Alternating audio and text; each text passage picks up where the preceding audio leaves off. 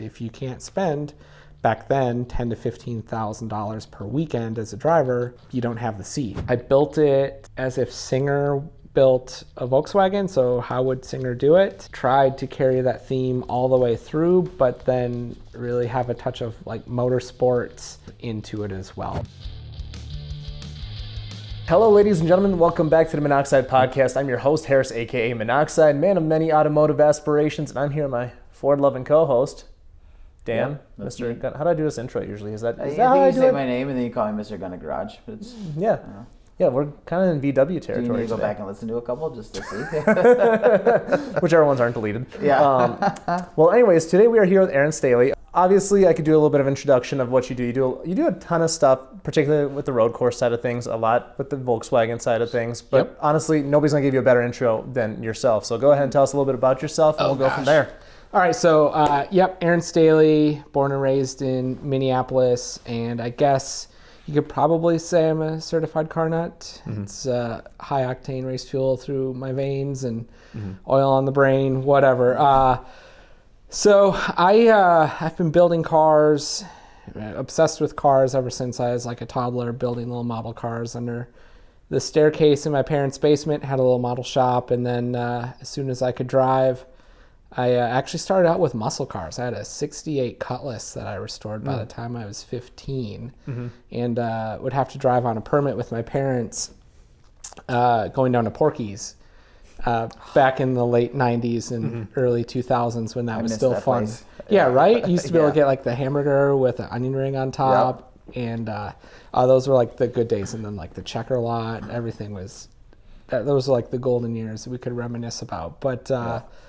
But somehow, like, the Volkswagen bug bit me, and I started building Mark 1s, Mark 2s, and then enjoyed autocrossing back when you used to actually be able to autocross at the airport, like pre-9/11. They would go on the east side of the airport. You would have a little autocross course, and next thing led to me going to Skip Barber Race School, and that was like 99-2000, so sophomore year of high school, and got a knack for it, went through a couple different of their advanced series, got my national competition license, raced a little bit more with them in Formula Dodges, and then had my first accident at Canada Corner at Road America.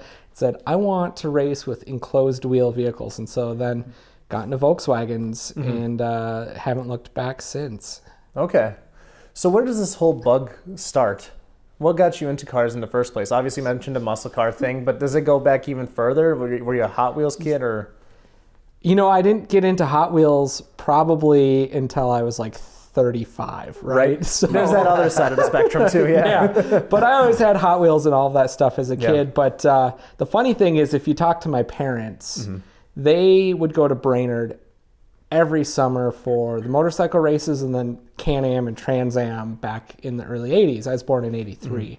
And so the joke was, I was already, so my mom was pregnant and I was already at the racetrack before I was even born. And so like a race car would go by and I'd kick, and then another race car would go by and I'd kick harder. And so I don't know, we could get really like sentimental and say that was really the root, but I think straight off the gate, I was into anything with wheels, anything with motors. 2, 4 didn't really matter. Okay. So then so you just had a weekend at Road America, so we can kind of backtrack from there. How did that go? Because now you got a Mark 7. I come from a Mark 7, so it's like, you know, brother or relatable or whatever, you know. So how does that car, I mean, we don't have the car in here right now, but how does that car become a thing? Because obviously it's not just a regular, you know, daily driver at this point. It's a full-blown race car. Is that a way you describe it, or? Yep, it's not even titled, to be honest. I got it as a cannot be on the street, cannot be driven. It was purchased solely to be a race car. Okay. Completely brought down to the bare unibody and then built back up to the rules. Oh, wow. Patience did the cage. There's really every nut has been touched, every bolt has been turned, and tried to be optimized within the rule set that Sports Car Club of America gives us. Did you buy it like a running, driving car? Or was it something with a branded title, or? Yeah, so that's a funny story. I got the car. It was actually a friend of mine had it. He's a Volkswagen personality, and it was half of it was like a media car, and half of it was a car that was a flood. The unibody was a flood car out of New Jersey, and it came out of Autohaus, the rebuilder in the junkyard before they moved. And so the car was really, it was a, you couldn't do anything with it, right? It was a branded salvage only. Really the only thing that you could do with it was, well, it's a race car. So, I don't know, the pieces that were put on were, it was going to be a build, but it was an abandoned build, and said, well, there's nothing you can do with it except make a race car out of it. I'll take it off your hands and build a new race car. So that's what I did. So then what goes into that? Obviously you mentioned a cage. What's the rule set look like? Is it classes? I'm not exactly sure how SCCA works, so I guess kind of educate us on that. Yeah, so I race with Sports Car Club of America, SCCA, in Touring 3. And it's I'll call it like an OEM plus class, meaning you can do a lot of suspension tuning, spring rates up to a certain pound rate. You can do sway bars, bushings, upgraded brakes, all of the chassis-oriented stuff. You can't run anything composite as far as a body panel. You can't do Lexan windows, and you really can't do much in way of like performance modifications of the engine unless you write into the board and you get it approved that, look, my car is at a disadvantage, I need a little bit of help. Almost to the point where every car in the class likely has an inlet restrictor too. And so we're open to do anything within the stock ECU. So boost is unlimited, timing's unlimited. We can run 100 octane fuel. That's all fine. We can downpipe exhaust, kind of that stuff. But we're bridled with the inlet restrictor. So there's really only so much that you can do. And so it's more about finding ways to take as much weight out of the car in the right places to your spec weight, getting the chassis set up correctly, and then honestly it comes down to driver. Can you do cooling mods, upgrade intercoolers, things like that? Some yes, some no. You can do like radiators, auxiliary oil coolers. Mark 7s have an auxiliary radiator down in the front right corner of the bumper, so you can do all of that stuff. Intercoolers, that particular car, I can't run an aftermarket intercooler, but that's not a very hard ask. I just haven't found any heat soaking issues yet to really warrant it yet. So then at that point you're also stock turbo on there, which is what? That's the IS, is it 28? No, it's the stock IS38. Oh, IS38. Is it an R? Yep, that's a Golf R. That's Gotcha. Okay. I'm stuck in GTI brain. Okay, so that makes a lot more sense. And yeah, I think 7's IS20, right? Yep. Yeah, correct. Are you still running it all-wheel drive then too? Okay. Yep, it's got wave track differentials front and rear. Okay. It's all-wheel drive. Still haven't tuned it really that far. I haven't done anything with, all the ECU's done, but we haven't really gotten into any Haldex programming yet. Okay. The car's still, a dozen laps fresh, so we've got a lot of chassis development to do.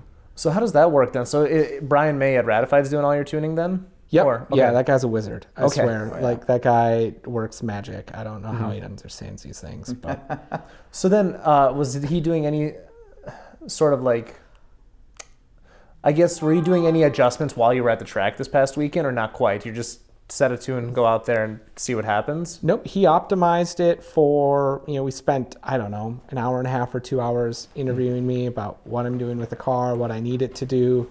And he created an awesome map that is, I'm not going to blow the car up, but it's pretty close to kill mode.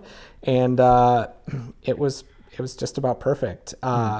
Thing's a rocket ship. I formerly was racing a Mark V GTI. I raced with APR Tuning in Grand Am for a while. They backed a amateur car for me, which I still own. The 7 is a completely different beast to the Mark V.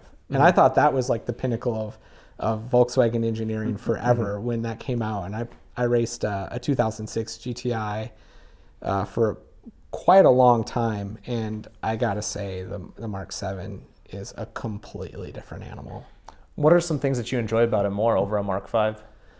Well, so far they're just initial findings, right? I've got such a small amount of time in this car, but the chassis just feels really dynamic. It feels extremely nimble. The power delivery is just, it's different. It comes in a lot faster and a lot harder than the Mark 5. It's got a lot more nannies that you have to get around and eliminate as many computers as you can. So, do any come to mind? Everything. If you can eliminate every single module of the car, it probably helps you. I mean, we went through and we got rid of the keyless entry. We depinned everything from the CAN gateway that didn't make the car run and didn't make the all-wheel drive function. So was that a tuning nightmare for Brian then, or? Like I said, the dude's a wizard, so he downplayed it. He said there was a missing vehicle speed sensor somewhere, I think, because of how much we deleted out of the car.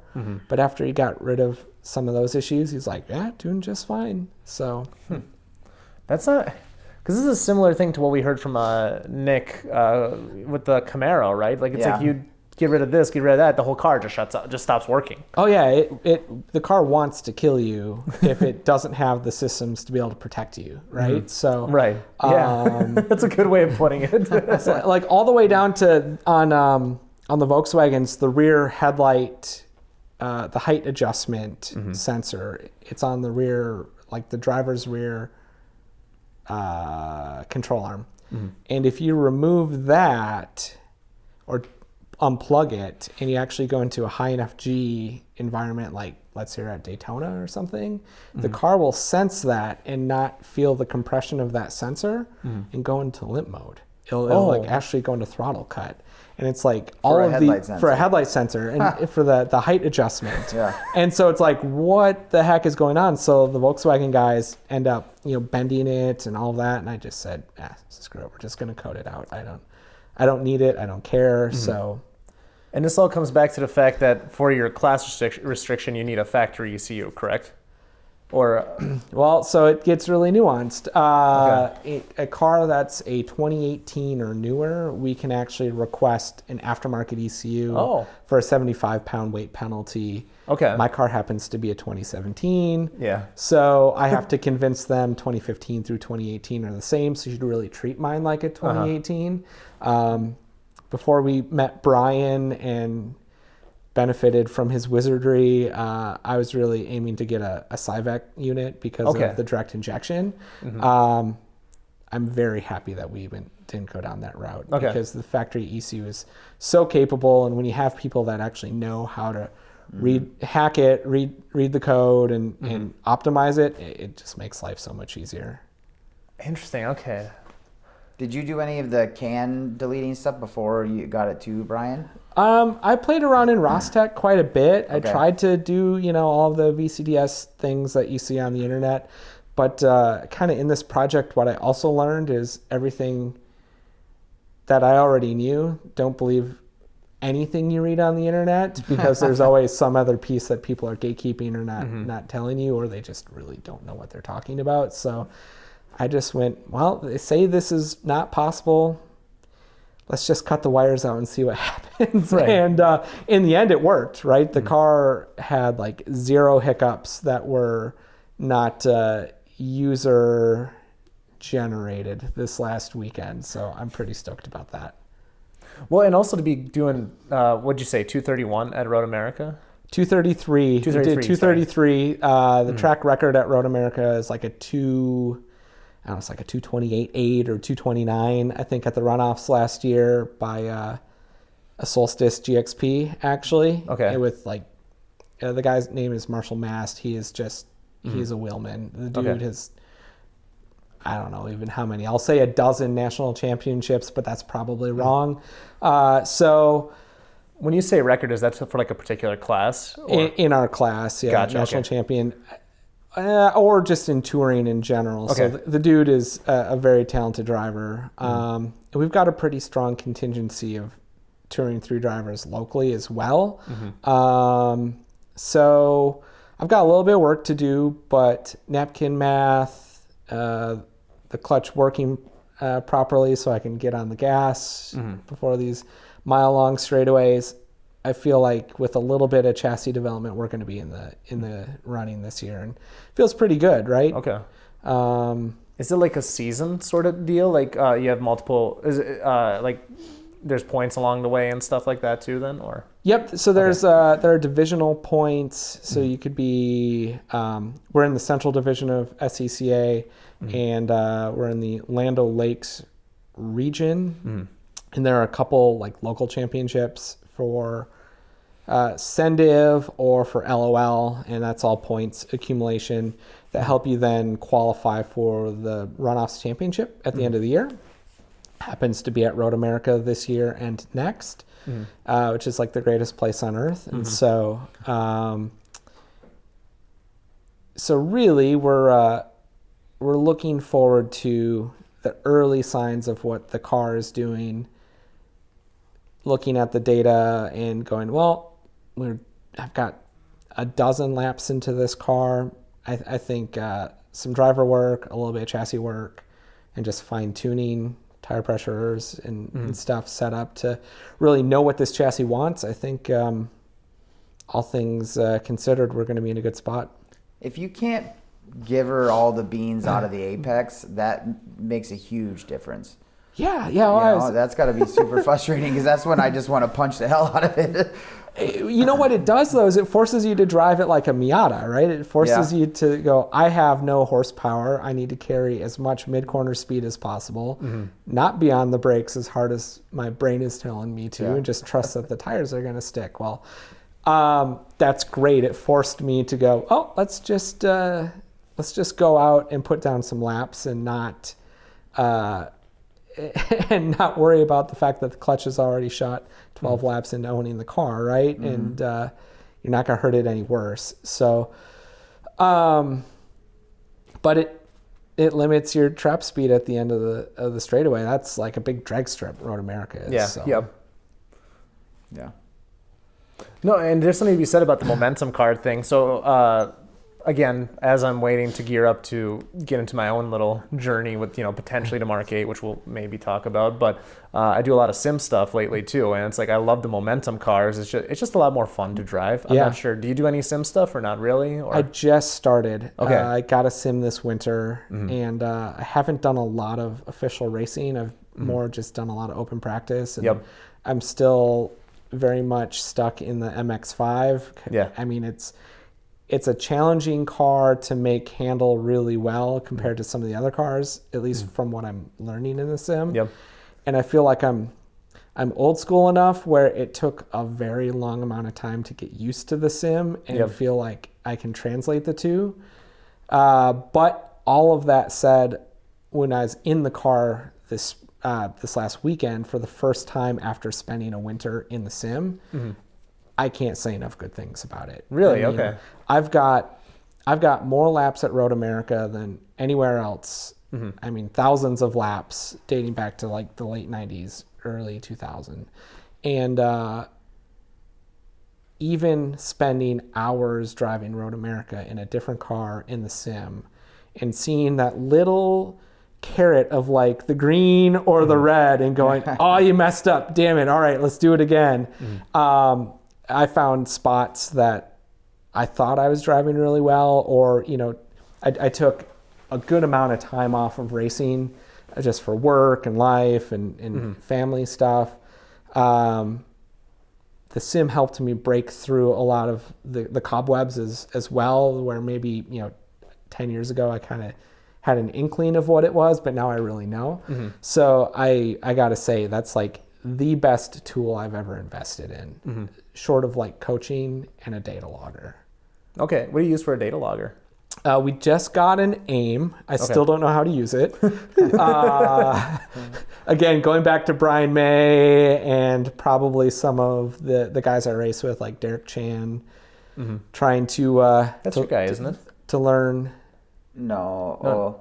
No, I was thinking about your buddy in Iowa. No, Never his mind, name's never mind. Derek. I don't know. I don't think that's his last Different name. Derek. Okay. Yep. Yeah. There's a lot of Derek's, right? There's a lot of Dereks. Yes, you are right. So I still need to like functionally learn how to use the aim. We got an aim from the guys at Patience. They took care of me and said you need to get into the 21st century. And I was running an old DL1 back in like 2010, which was archaic compared to what these things are now. But anytime I've actually had someone look at my data, show me, okay, this is where you download it, this is how you do it, it's like the lie detector. I was braking at the 3. No, you were braking at the 4.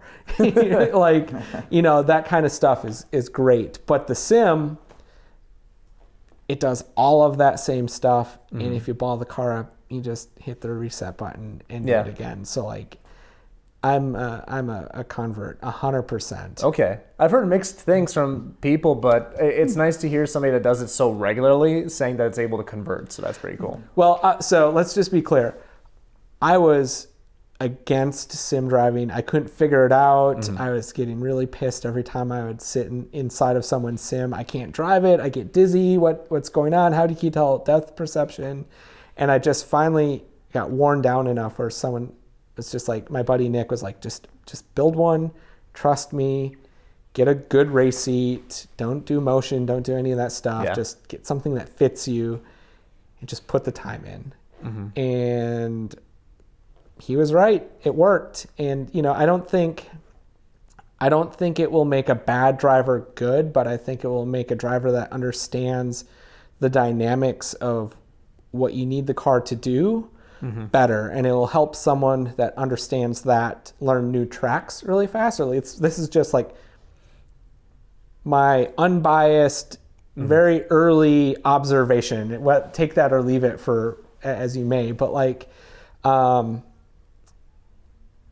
think when you can look at it like a tool like that, at least is how I'm looking at it. There's nothing but benefits.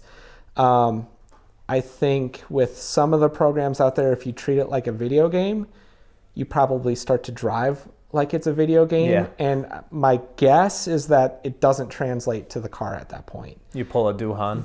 I don't know if you do you watch Formula One or no? Enough to Just enough curious to if you caught be the dangerous. last weekend. No, I didn't. I haven't catched last weekend. Well, basically what happened, I think it was in practice or qualifying, like he tried to do a trick that he learned in the sim by keeping the DRS open for just a little longer, and he ended up in a wall. I think it was like a 50G crash or something like that. Like, but again, this That'll is like, do it, yeah. That goes to like where you treat it like a game, right? So If you're a young enthusiast learning to wrench or an experienced shop owner already running 7s at the drag strip, the High Performance Academy is a resource where all horsepower junkies can go to expand their skill set. Whether you are learning how to build an engine, tune your ECU, or dial in your suspension setup for some weekend autocross, the HP Academy has the perfect step-by-step course for you. They've provided the listeners of the show with a special 55% off discount code that you can use risk-free on any course that you're choosing. Use code MINNOX, MINNOX, to get 55% off, or click the link in the show description to choose a course of your liking. Go check it out. Let's get back to the show. Yeah, so I'm like very regimented on I only want to do iRacing. I don't want to do any console stuff. Like, get me in something that is as close to the car that I'm racing, or something that I can learn a different technique with, and then try and look at the laps that you do. Look at where you're braking, where you're not. Go to YouTube, see what other people are doing, and go, okay, does this make sense? Give it a couple laps, and then forget about it. Like, if it doesn't do anything good. Yep. So, like, I'll give you an example. I was having a conversation. We have just a chat group with a couple of the T3 racers, and they're all on the sim as well. And I was learning that in iRacing at Road America in turn 5, the fast way in the sim is to go all the way to the right of the rumble strips in the braking, and then widen the track as much as possible, lengthen it out as much as possible. That too. Yeah.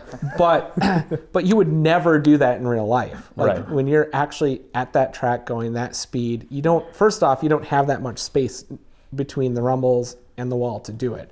Second thing is, as soon as you hit those, you're holding on, like you're braking traction, all of this stuff. And so that is like a virtual hack for lack of a better way to describe it, Yeah. where I think you'd be like scolded pretty quickly if you tried to do that in real life. Okay. That makes sense. Yeah. But I was like, oh, I figured this out. And they're like, don't do this in real life. Don't ever do Okay, that's fair. Thanks, guys. Just breaking all my hopes and dreams here.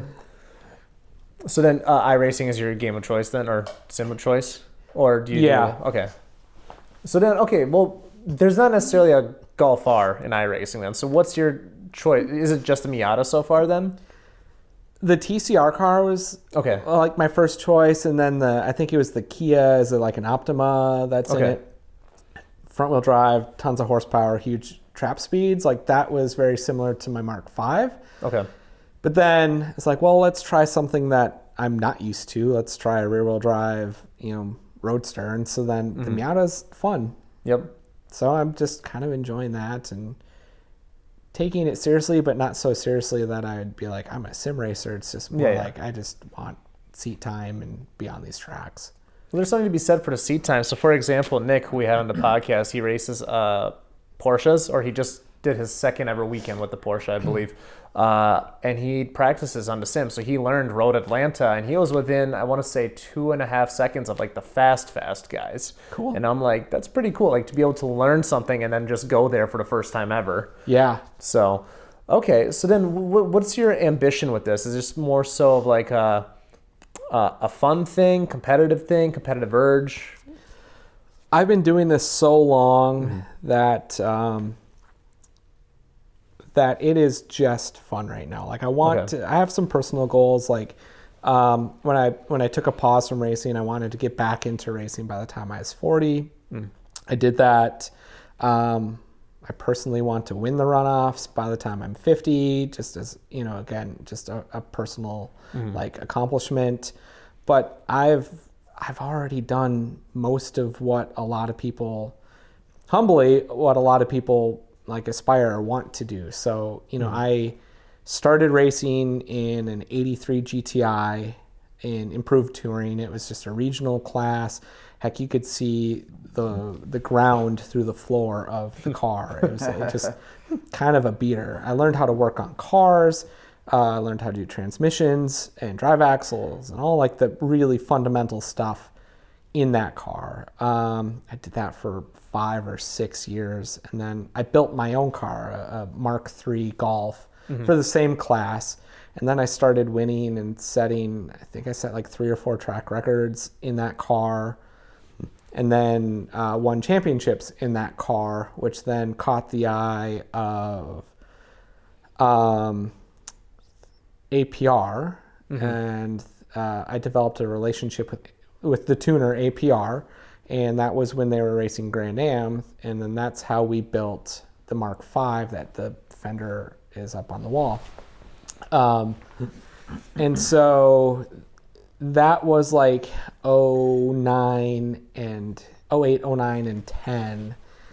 And I started racing again in Touring 3, and back then it was even more of like a stock OEM plus type class, much more restrictive to what we could do.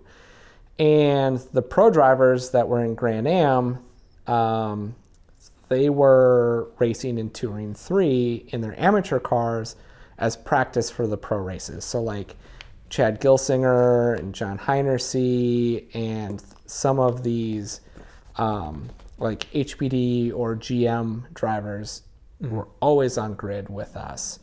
And they would race like the same car professionally, Cobalts, S2000s, Accords or Civics.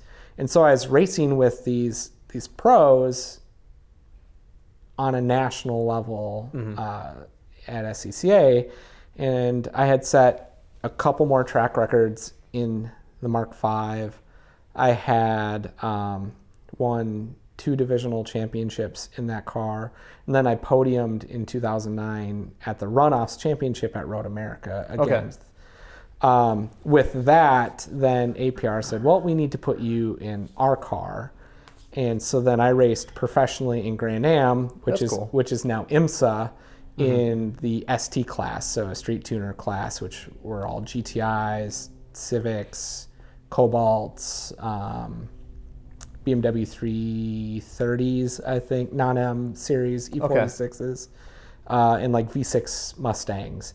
That was a lot of fun. That was an absolute blast. But the thing that people don't really recognize or talk about if you're not really into racing is like, yeah, okay, you're racing professionally, but you're paying for that seat. Like, you pay to drive. And so we did a handful of races. We did okay, mid-pack most of the time. And it was great, like accomplished my dream. And then the finances of it just are what really drive this sport. And if you can't spend back then $10,000 to $15,000 per weekend as a driver, is that what it came up to? That's what it was. You don't have the seat, no matter what the talent is. If you're faster than someone else, I raced a handful where I led multiple laps and set fastest time of the team, but if you don't have that check or that sponsor behind you, they have to go look, because it's a business. They have to respectfully go find someone else that can fund the team continuing on. And so that's about when I took a break, because it just got out of hand. I'm 26 and well, what's it cost you now? Sorry, with SCCA and doing what you're doing now? Do you know?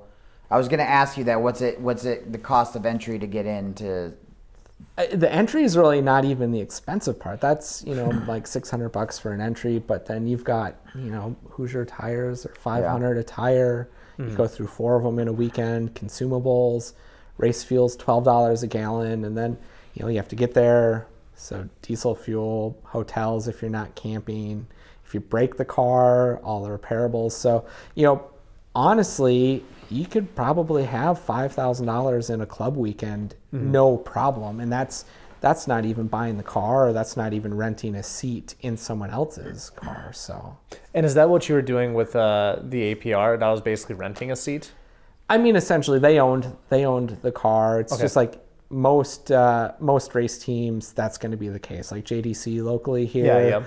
Those drivers don't own the car. They pay, or their sponsors pay JDC. Okay. Until you have a big name, usually you're a driver that's funding that seat, or your sponsors are. And then, the top of the top of the top are the ones actually getting paid. Yeah, that's a whole different league. That's like, you could dream that. But did you bring any sponsors to the table in that regard back then, or? I had a handful of sponsors back then, which helped offset that cost. They helped out a ton, but they were smaller. Some were smaller sponsors. Some were businesses that were owned by friends of family and stuff, which was great. GoPro helped me out for a little while, which was pretty awesome. But it just, the economics of it gets so wild. And right around that time is when we had the first economic, or not the first, but like that 2008 through like 12 kind of recession and dip, and the discretionary funding all went away, and it was like, and it was almost like a couple year delay. So the recession came in, sponsorship was still high, and then everything caught up in the economy, and then okay, well, we're going to tighten our belts, and it's like, all right, this is a good time to just step back and take a break and just focus on career, family, house, life, all that stuff. But that's a really long-winded way of saying my aspirations, I've been fortunate enough to accomplish so much. And I look back and go, wow, okay, that actually was a ton. So now it's just, I have something to prove for myself that I can be fast, I can enjoy it, and I'm doing it on my terms, right? Back in 2009, 2010, we were pushing so hard. We're like, oh, we got this. We're at the top of the amateur level stuff. If we do really good, we're gonna make it all the way into the pro stuff. And then you're like, oh, well, that doesn't matter if you don't have the check. So it kind of took the fun out of it for a while.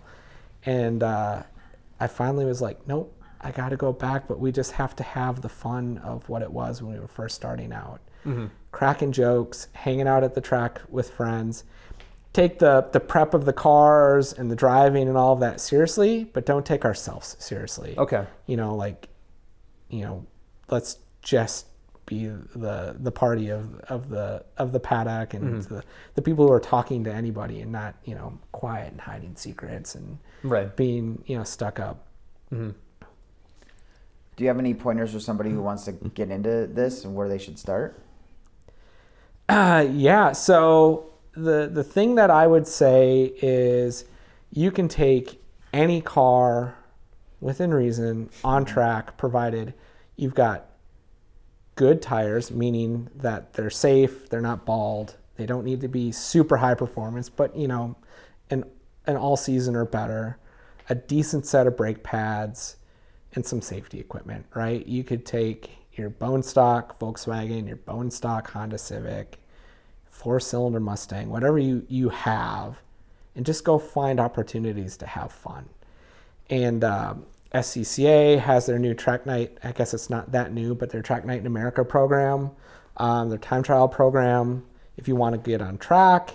I think Gary Curtis locally has those driving experiences at DCTC. Just take the plunge and just do it.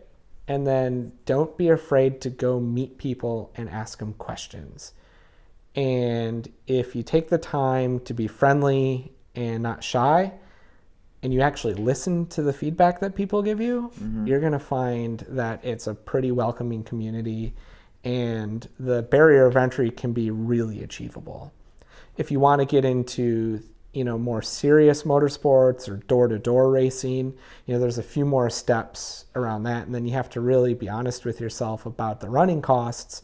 Okay, an entry fee is X, but it's going to take these 3 other expenses that no one talks about. Like, how much is fuel? What happens if you break the car? Can you afford that? And you just have to be honest. Like, if I get into this, can I get myself out, or is it worth it? And I've seen a lot of people try to get into this and then they don't realize that component of it, and it's a really short-lived. You see them 1 year and then you don't ever see them again. So just being honest about what is fun, at what level can you have fun, and what you're comfortable with, and then not letting those things get in the way of experiencing at any level. Like I said, take your car out, get a helmet, and just go drive on the track and enjoy performance driving. That's what it's all about, right? Right. That's a good way of putting it. Like defining like how serious do you want to get? That's kind of what you're aiming for. But being honest about yourself at how serious you want to get and what work you need to put in to achieve that, because you don't get the results from the work you don't do, right? Right. And so just what can you follow through on? So then to touch on the work thing, actually, this is a question I had earlier. How much are you doing yourself nowadays? How much are you getting help from? And I guess, has that changed over the last, let's call it 15 years? It ebbs and flows, honestly. I've got the best friends in the world. I will say right now, if it wasn't for my buddy Danny, Frank, and Pete, I couldn't do it. I could not do it. I do a lot of the work myself, as much as possible, but maybe Frank in particular, he has lifted a lot to help with this car, especially with new job. I'm extremely busy. I'm traveling all the time, and he's really stepped up, and that has made it possible. Fabrication wise, I like to build stuff, but I'm not a roll cage builder. And so the fact that Brian and Gary at Patience built my roll cage, I'm like super lucky and fortunate. I don't deserve it. It's that nice. And so I would say racing, even at an amateur level, is not a individual sport. It is 100% a team sport. And especially at the track, right? Like, yeah, I'm in the car driving it, but what about the hours of having to adjust alignments, making sure everything's torqued, the brakes are bled, we're changing tires, all that? Like, that becomes really cumbersome on your own. So Well, when you had said, like, your car is still in the trailer, and you were at Road America, what, two weeks ago, a week ago? no, last weekend. Oh, last weekend, So, like, okay. like 3 days ago. Yeah, okay. So, Yeah. when you said that, I was like, I hear that for sure, because a weekend of racing is a lot of work. And when Yeah. I get home, I'm like, truck's still hooked to the trailer. I just park it and I get the hell out. I go, I don't even want to look at that for a couple days. Yep. Yeah. So. Yeah, and we have a laundry list of things that we need to fix. And so it's like, well, all right, well, our first official race of the year is at Blackhawk Farms, May 2nd, 3rd, 4th. We got to put a new clutch in the car. Well, all right, let's get one on order. So that's inbound. We've already got it scheduled when we're going to take it apart and do it. But, that turns into a full day's worth of work, because then you go through and nut and bolt the rest of the car, check that there's no other issues that are, lurking in the background that we didn't see. You probably got, 2 full days worth of prep work after a race, getting ready for the next one. And the car didn't even really break, right? I mean, yes, we have some like repair work to do, but we didn't crash, we didn't blow anything up. So yeah, it's you gotta be dedicated. So I'm super fortunate. I could not do it without my friends, and I'm not a super rich guy, so I can't hire it all out to arrive and drive, or have a show up and have a shop take care of it all. So it really is a fun grassroots friend initiative. Super rich is different than mega rich, and he's in mega rich category. Oh. Oh yeah. No, I'm kidding. But how much? I fooled you really well then, didn't I? Yes. I see him hiding Fiji waters back there. Yeah. He's racing a Volkswagen. Come Yeah. on now, let's pump the brakes here. Would you like a buble? Those are good, by the way. I tried them for the first time earlier this year. They're pretty good. I'm more of a liquid death guy now.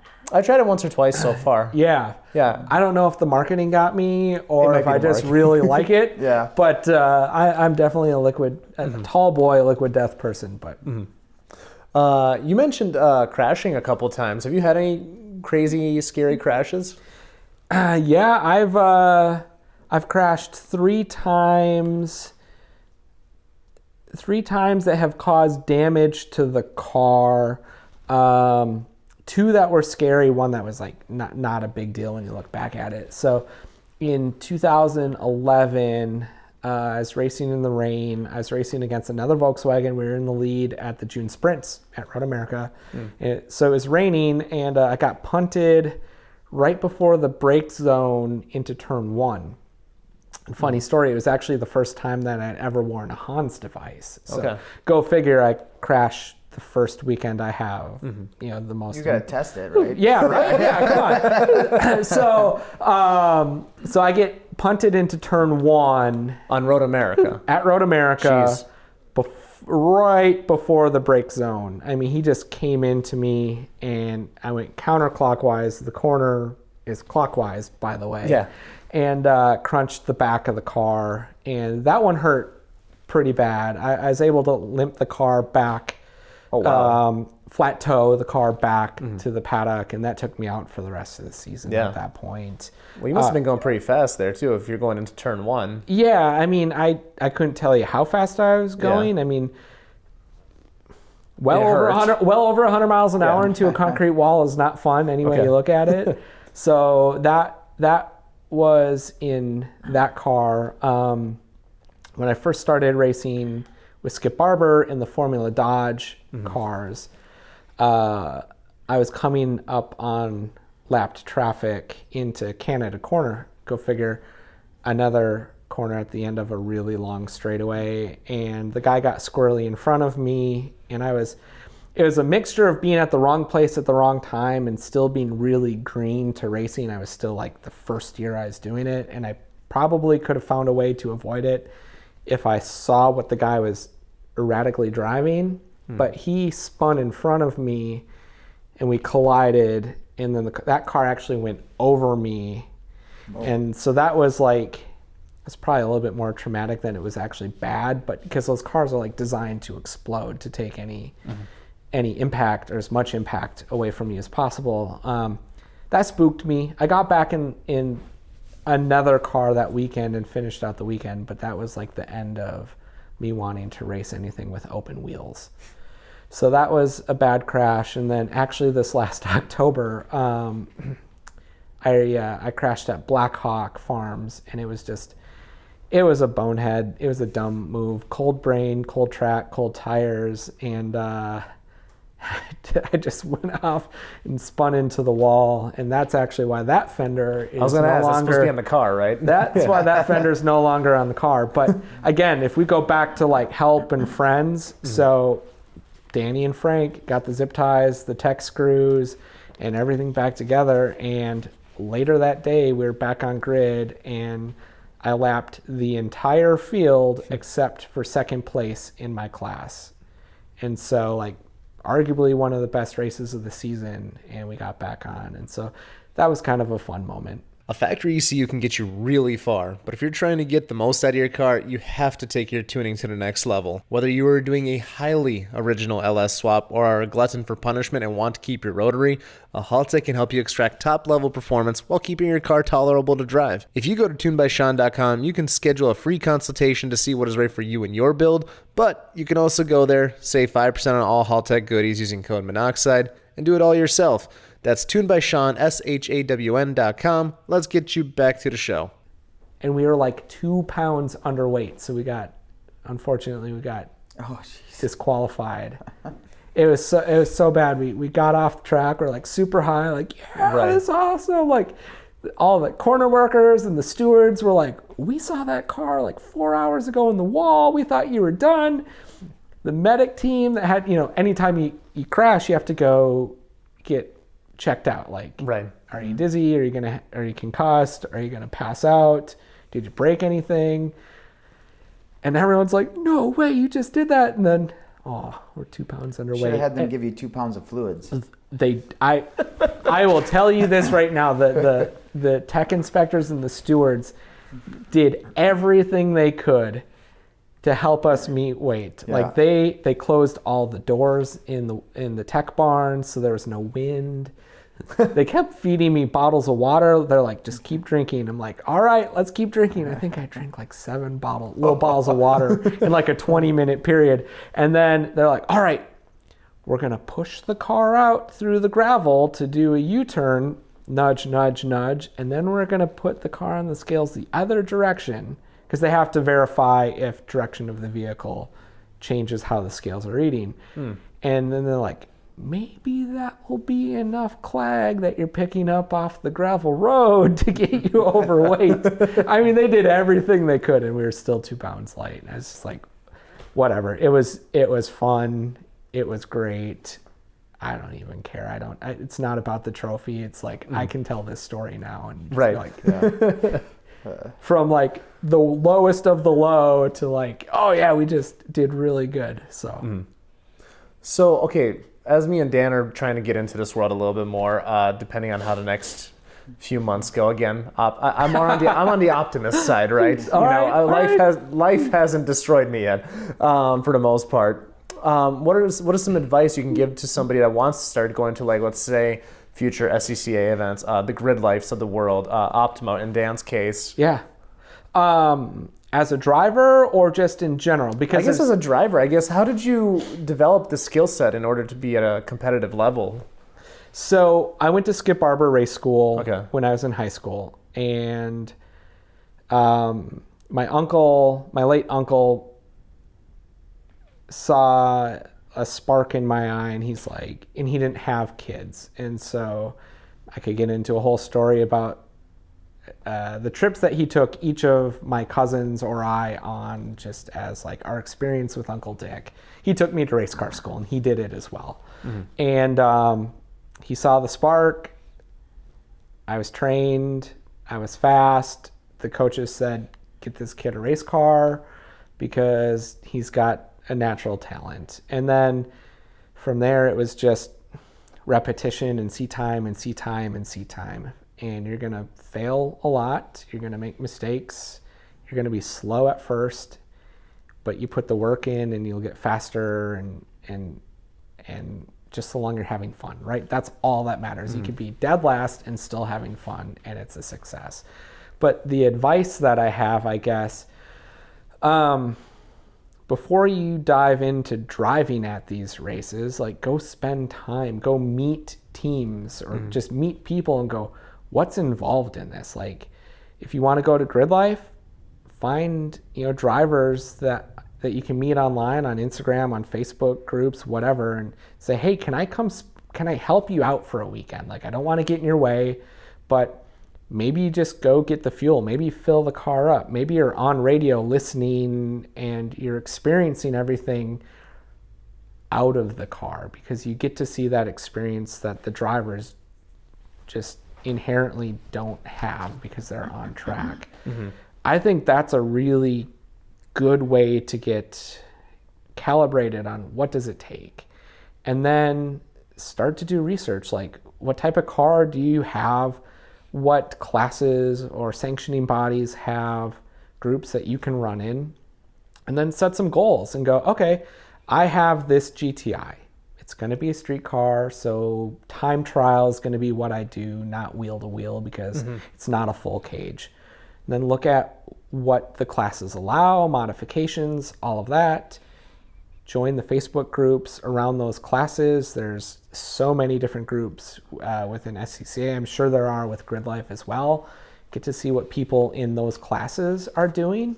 Ask all of the questions. Be annoying. Be that guy or gal that's like asking 10,000 questions, but actually listen to the advice that you get so people keep giving you advice. That's the second time you brought that up, by the way. That's a huge thing I've learned as I've done this podcast is people are so happy to give you information, but they get so angry when you just don't listen to them. Yeah.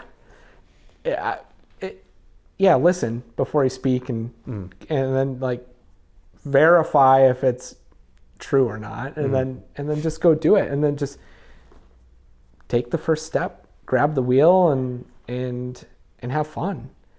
I mean, that's at the root of it, really all you can do. But I am a real firm believer of getting a sense of what it takes and what people's processes, and every team or individual has a different process, but really getting to know what it's like in that sanctioning body, or what it's really like at the event, not as a spectator, but as a support member. Because then you really get to see the work and you really start to respect the time investment and the effort it takes to really do these things. And I think when you can grasp that, it prepares you better on your mentality of going into this, right? You know that if you want to lose 50 pounds, you need to do these things, eat this way, go to the gym, etc. And then here's the results that you're going to end up getting. If you want to drive a race car and you want these certain results, you have to know all the pieces of that equation to get the answer that you're looking for.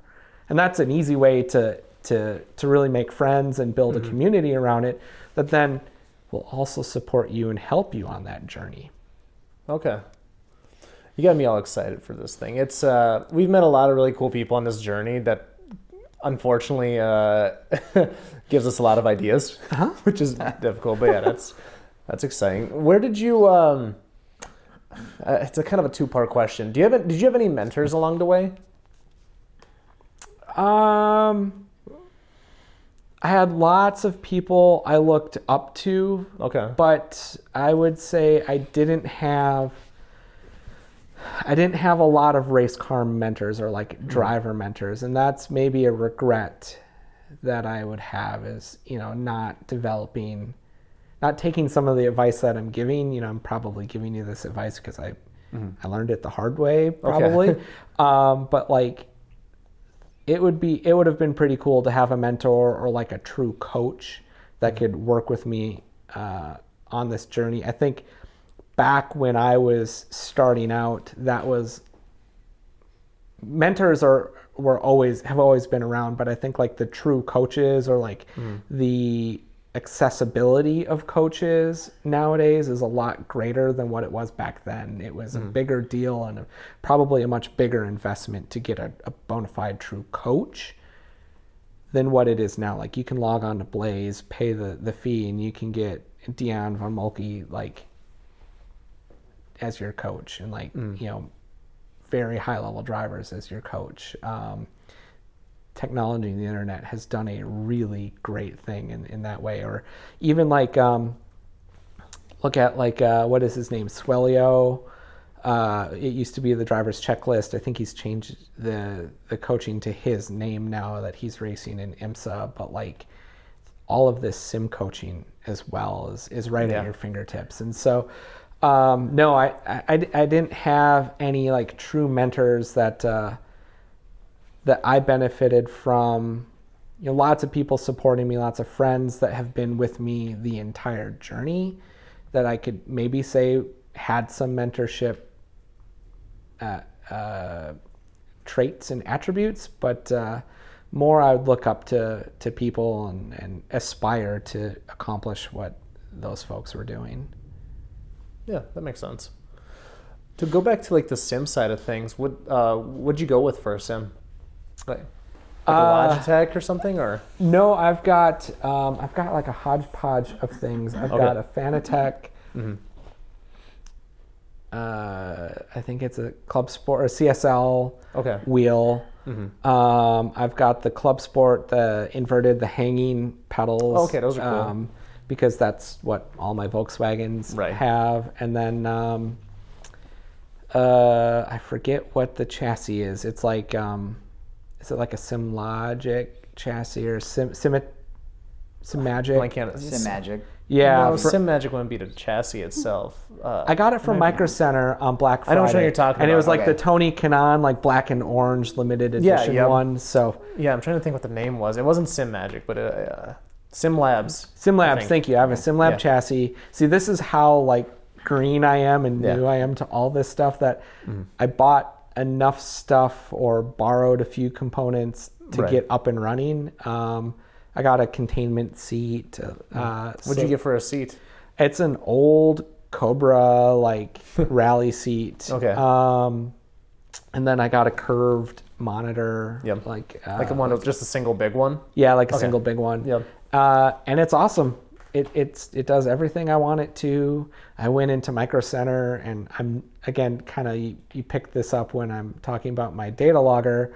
I went in and was like, I know nothing about computers except how to check my email. What do I need to do this? And they're like, oh yeah, we need this PC and this and this. I'm like, sold. Let's go. That's basically how I did it too. We were so clueless when we were coming back. What was it, PRI, when we met Kamil? Yeah. Yeah. Except I built my PC, but I was like, I had to put everything in the cart. Like literally a guy walks around with you and just starts piling shit in your cart. You're That's like, great service. Yeah. No, well, that's the thing. Like when I was trying to put together a list for another friend of mine, I'm like, oh man, what do you need? It's okay. You need a chassis, then you need like the actual, the base. And it's like, we had to like reverse engineer, because we did a podcast with a guy who runs a sim studio in Chicago. And I had to go back and listen to the episode because I black out during episodes. I learn everything after the fact. Nice. And I'm just going back and I'm like, all right, we need this, this, and this. And I think Dan and I both had Sims within 3-4 months. Yeah. Something like that. It takes forever when you order stuff. It was right around Black Friday, so I spent a lot of money on sales and deals. No, it was right after. Remember, it's not how much you spent, it's how much you saved. Yes, that's Black Friday, right? Yes. You're talking to the right guy then. Yeah. That's all Dan. He's like, man, I got this for 80% off. Yeah. The guy just gave it away. Yeah. Okay, well, we could certainly come back to some of the track stuff, but touch on your SEMA build a little bit too, because you do have, this beautiful car behind you. Tell us a little bit about that. Oh yeah, so this is a 1978 Volkswagen Rabbit that I backdated to all the nerdy 1975 only stuff, or what they're known as swallowtails. I spent the better part of 11 years building this, and 3 different engines over the life of the build. And again, a whole lot of help from friends and some pretty generous people to help get it done. I built it as if Singer built a Volkswagen, so how would Singer do it? And tried to carry that theme all the way through, but then really have a touch of like motorsports technology or build into it as well. So it's a little bit confused, but in all pretty fun and cool. So it's got like a it's got what's called an Oettinger 16 valve. And so in the early 80s and late 70s, Oettinger, the tuner, sandcast dual overhead cam cylinder heads. And they made an engine conversion kit so you could take your 1.6 or 1.8 single overhead cam counterflow Volkswagen and do a crossflow 16 valve conversion to it. Those kits cost as much as the car did back in the day. And they I think they made maybe 900 of those engines. I could be very mistaken. It's a little fuzzy, but they're super rare. So I am lucky enough to have one of those engines at a shop in Oregon called Tectonics Tuning. They're like the legendary Volkswagen tuners of the old school world. Colin, the owner, built that engine for me, and it's a dry sump 2-liter. So it's pretty cool. It's on individual throttle bodies, and the outside of the cylinder head and everything's all hand polished and beautiful. What else? Yeah, it's just lots of blood, sweat, and tears went into this. But then I'm close friends with the guys at WaveTrack Differentials, largely because of this car. This was in their booth in 2021, where it received Best European Import from Hemmings Motor News. And I think we shot the cover article for Performance VW at that show just outside of Fremont Avenue. Okay. So that was a lot of fun too. But yeah, this has been my pride, my joy, and what has taken my energy when I'm not doing anything with race cars. Do you get anything out of that other than like clout or being able to show off something you built when you know, somebody asks you to put the car in a booth? It's just more of an honor. You said it's been shot for like magazine type stuff. Do you get paid for any of that kind of stuff? Or? You don't get paid for any of it, but when you build a car for SEMA, the first thing that you have to realize is that SEMA is a trade show, right? And so you have to be able to highlight the products of the manufacturer that you get put into their booth. And then what you do with it is really up to you. And so even though you're not necessarily getting paid to put a car in, unless you're some huge Instagram or social media personality,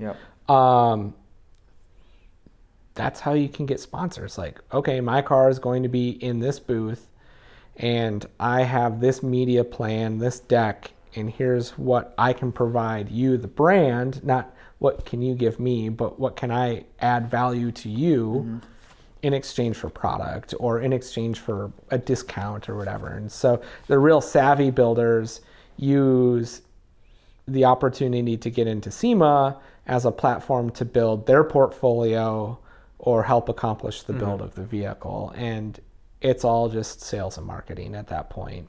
And the people that are good at it can actually get quite far, and because everyone's watching SEMA from across the world, and if you time it right and you have the right attitude and something that's unique and different, you can do quite well. But really, it's, I paid my way to get there. Right. They gave me a differential, of course, for free. That was what they provided in the space, which was bigger than anything. But to be completely honest, I wouldn't be in my role at Koni if that car didn't make it to SEMA. My colleague Alan at the time, who's also a Volkswagen nut, his coworker was like, "Alan, you got to go see this Volkswagen 2 aisles down and meet the guy. He used to race for APR, and Alan also races Volkswagens." And Alan ran up and found me after the show. He's like, "We gotta talk Volkswagens. We gotta see this."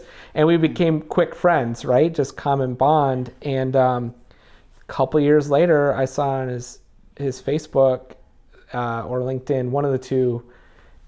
He's like, "I normally don't, cross work and personal, but we're looking for a marketing manager at Koni." And I messaged him right away. And next thing you know, I'm working at Koni. And so, it's kind of those who you know, what you know, and those weird decisions in life seem to always lead to something else.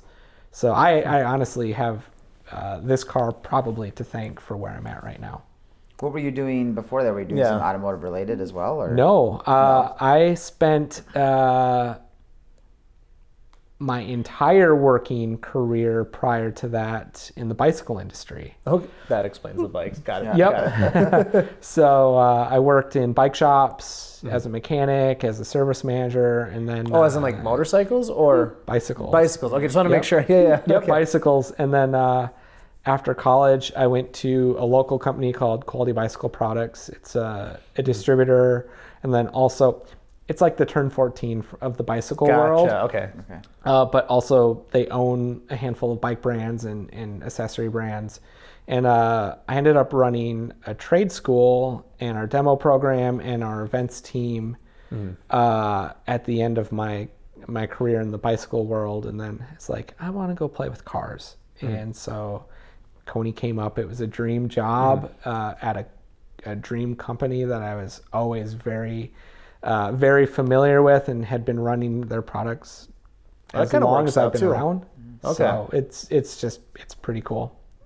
So how long have you been there now? Like what, a year, 2 years? Just over a year. So it was a year in February. Okay. Yep. Oh, okay. I think we actually texted about that when Charlie first connected us. Yeah. Okay. So you said you were running their products for a while. So then is that all that you have on your current race car then? My current race car, unfortunately, I had started building it before I worked at Koni. Okay. And a close friend of mine, Pete, actually owns a company called 529 Innovations, and he specializes in MQB platform Volkswagens and Audis, and he happens to have a suspension that's pretty darn capable. Okay. I guess that's an understatement. The other thing is, at Koni, we just don't have a true race damper for a Volkswagen anymore. Okay. We have an awesome coilover that this isn't going to turn into a commercial, I promise. We have a super awesome coilover that's very race capable, but it's like that track day special type of coilover. And it's a single rebound adjustment, and I've got 4-way like monotube race dampers on this car. So, and our kit came out, a year after I had already bought these. Right, okay. So, kind of breaks my heart. I really wish we still had the hardcore motorsport stuff in the lineup. I just keep telling myself, the better I do my job on the marketing side of it, the closer that might be a reality again. Right. But I do have Koni race dampers on the Mark V. That one's got Koni yellows with coilovers on it, and my Rally Golf has Konis for it as well. So I'm pretty well supporting the brand, I guess. Yeah. It's okay if one doesn't get it, sort of deal. Yeah, and I'm supporting a really good friend too. Yeah, there's that as well. Or I They've should been say he's big. supporting me. As I've known about them for a long time. They've been big in the Mustang world for a long time. In the 80s, Mustang SVOs came with Konis on them. They did. Yeah. Even so- some of the earlier cars too. Yeah. Well, I think when I talked to Charlie, they had some. They were involved in the Ford GT program too, way back, like the Mark I, I believe. Yep. So Yeah. we, Charlie, Dalen, and I interviewed one of the guys from Riley, which is Kelly Moss Motors as well, at PRI this year, and they had one of the recreations with our original. I think it's like 28. It's like 28 series dampers that they had restored, and then PSI, Performance Shock Incorporated, and Sonoma actually printed like exact replicas of the original stickers. The car was gorgeous. I absolutely fell in love with it, and I'm a nut for the old historic stuff. Yeah. Just like, I mean, Koni Challenge stuff, Formula One stuff. We were on Ferrari all the way until the dampers started becoming electronic. So there's like deep rooted heritage there. And I knew about the Mustang popularity, but I ended up going to Mustang Week in Myrtle Beach this last summer, and I was just floored by how many people were like, I've got Konis on my Mustang. Oh, I've got Konis on my Mustang. It's like, all right, I like you guys. And so we sponsored what's called Retro Meet. Yep. I have a Retro Me T-shirt, so I go to Mustang Week. Sweet. I didn't go last year. I went the year before. All right, we gotta go this year. So there's a Retro Meet banner on the wall right behind you. So Okay. Harris Liu is of Retro Meets. I would call him a friend now, and he kind of indoctrinated me into the Mustang world to the point where I was texting my fiance, we need to get a Calypso green Fox body, and I need to build a Mustang like I built my Volkswagen. She's like, no. Sell the Volkswagen, you can get another car, but no. So Well, that's not how the whole card thing works. You keep them forever. Yeah. I don't know. I think this one, everything's got a number, but this one almost killed me. So I think that this one might be here forever. Like as in literally almost killed you, or? Emotionally and Okay. mentally, Just making sure. just exhausted. Yeah, no, Yeah, no. we've had guys- This one took years off my life putting together. I met some of my best friends in the world because of Yeah. this car, but I really question if I want to do another show car build ever again after this.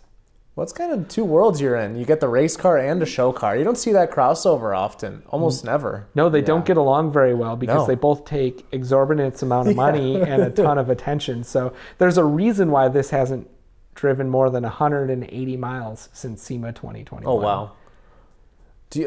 Okay, my question to that then, do you ever see yourself driving it around more? Yeah, this is the year. This is the year? I'm at the point where it's like, it's not a museum piece on a wall. Like Right. it needs to be driven. And even just to keep it in good shape, like I don't want things to dry rot. I want belts and hoses to stay supple. Like you got to drive things in order to keep them that way. Yeah. So I'm going to put some miles on it. Do you have PPF on it? Nope, not yet. That's on the agenda? That's on the agenda as well. Who are you, I'm just curious, do you have a go-to guy yet, or anybody that's been referred to you?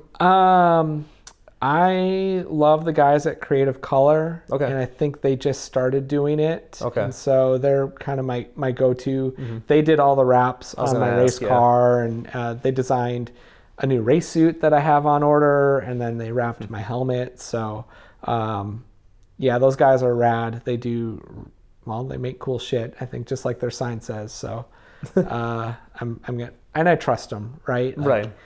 I'm a nervous wreck when this goes anywhere that I'm not around. So it's like, I know that this could be in their shop, and Okay. they'd probably be like tiptoeing around it and like looking at it, but take care of it. Who did the paint? A shop called Vesios in Rogers. Okay. They knocked it out of the park. They did a really good job. And then looks great. Top Stitch did the upholstery. That's what I asked next. Yeah, that's who the patience guys keep recommending to us, I think. Yep. We gotta have an upholstery guy on here. Sean's a good guy. He's good at conversation. I think he'd be a good guest for you. Yeah, I always have my list and I forget to look at it. That's my problem. Yep. Because like obviously we travel the country doing this, which is really cool. But we try to get our fair share of local people. Like for example, Dan somewhat knows this. We're gonna have somebody that's in the monster truck world on next. It's like Sweet. well, it's like you heard the intro, man of many automotive aspirations. We really do just love everything. Like surprise, we might have a drift guy down in North Carolina next month too. We'll see what happens. Okay. But just a combination of things. But it is cool to see who's around here locally. So okay, Patience, Creative Yep. Color. Anybody else kind of locally that's kind of been involved? Ratified, I guess, with Brian May. Yep, Ratified tuned the car. Who else? Let's go look at the stickers. It's okay. Who else has been involved? I mean, I love the people over at Liqui Moly. They're super awesome. That's the lion's share of it. Locally though, it's Patience, it's Creative Color, it's Ratified for this particular car. Yeah. Okay. And just like in general, just, like you mentioned, all your friends that come in and help where needed and all that. Absolutely. Yeah. Where do you find these friends? Because I don't have any that help me do shit. You just yell at us. You just expect we know everything. Yeah. I don't know. I got lucky, and I've probably invested enough time over the years just helping other people with stuff, and it There's comes that too. around. The universe will like guide you where it needs to guide you, and karma is real. It'll be a bitch, or it will pay you in spades. And so I think keeping the car gods happy is probably a good thing. The car gods. I'm not even gonna ask that one on camera. Like, all right, what's an example of karma getting you? But oh no, I could tell you that. Yeah. Oh, okay. So something it was sounds like fresh. It was like 8 years or nine years since I had been at Blackhawk Farms, and so that fender, I was watching Andy Smedegard's videos, the ASM track guides. Like, oh, I've got tons of laps at Blackhawk, but let's do a refresher. And he's like, oh yeah, 300 horsepower, 3,000 pound BMW.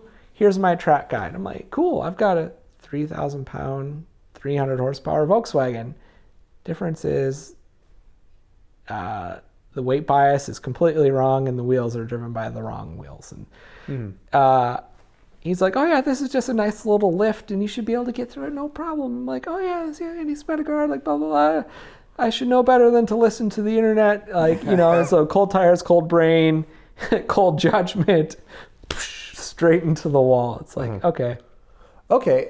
This perfect. So you said that was the Mark V, correct? Yep. Okay, so that was front wheel drive, unlike this one, which is all wheel, correct? Correct. Yeah. So okay, teach me a little bit about this, because again, I got a front wheel drive car, and that's my intention, right? To drive that.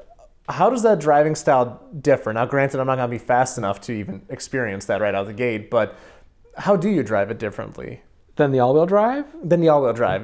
How do you I'm approach still it? learning that. I've only got 12 laps in an all-wheel drive car. So, okay. From what little experience I have, you really have to commit to getting on gas and getting the car to rotate beforehand with the all-wheel drive car, because with the wave tracks, the harder you push it, the harder they grip. And an all-wheel drive car tends to want to, my understanding is, like, push outward more than a front-wheel drive or a rear-wheel drive car. And so where a rear-wheel drive car, there's a couple schools of thought out there. You can set it up like a rear-wheel drive car and go light spring in the back, really egregiously heavy spring in the front, and just really try to get the car to rotate early on the gas.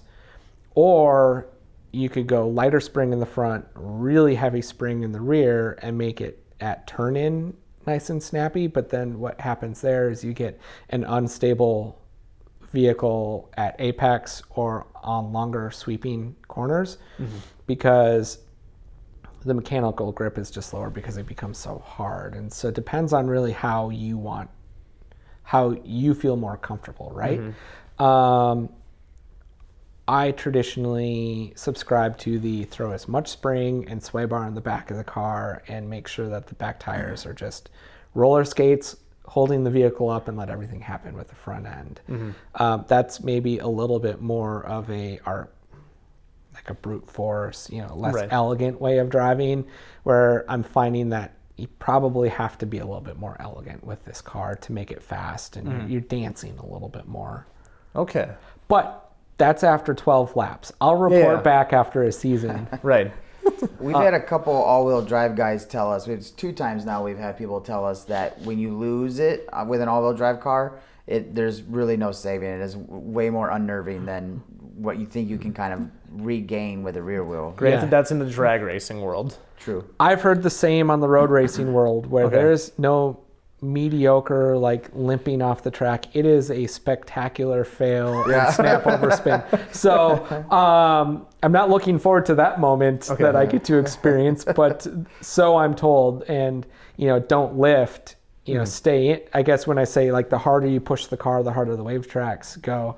What I have been warned in that spirit is, like, don't lift because you'll just snap spin. So it's like, okay, I need to verify that, but I've heard similar stories. Okay. So then if we're going off of, like, third-hand accounts, if it's a case of don't lift, then it's, what do you do? If you don't lift, Cross your fingers and stay committed. This is about right. Well, the first thing that they teach you at Skip Barber kind of in that realm is like when you go off, commit. As soon as you hesitate or second guess, that's when bad things happen. Yeah. But if you stay committed, unless you're going straight out the wall, but if you make a decision, you commit to it, you could possibly, like at the kink at Road America, I've gone off. If you keep the car straight and you don't, make huge movements, you could probably butt pucker your way back onto the track and keep the car straight. Same at turn 2 at Brainerd as an example. So I think there's a lot to say about that, where what do? You commit and make the best of it that you can. And otherwise, the other thing is like clutch in, full brakes, try to stop the car as fast as possible.